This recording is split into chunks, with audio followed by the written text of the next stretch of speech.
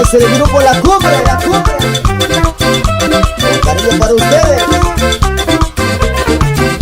Cuando vamos a pautar a San José y Utatuya, con pueblo perteneciente de San Pedro Quicaya. Cuando vamos a pautar en San José y Utatuya, con pueblo perteneciente de San Pedro Quicaya.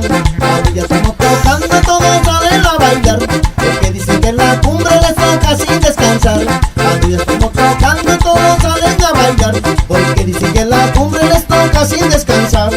Pero lo que más me gusta cuando me invitan a comer un platillo delicioso que ustedes conocerán, es el caldo de caballo, pero que sabroso está, con tortilla calientita y su agüita natural.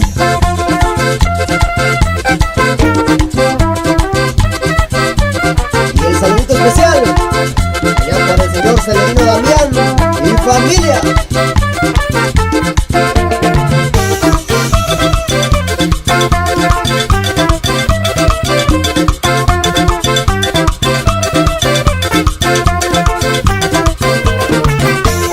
Todos los conocidos luego empiezan a llegar, porque dicen que este grupo sus canciones les tocarán. Y todos los conocidos luego empiezan a llegar, porque dicen que este grupo sus canciones les tocarán.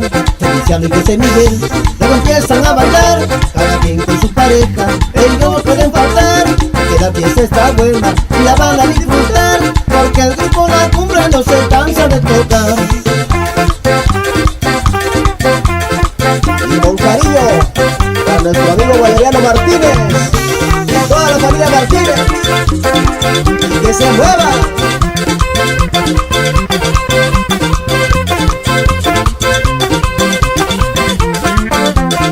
En especial para toda la gente de San José y Utatuya y para San Pedro Quicaya.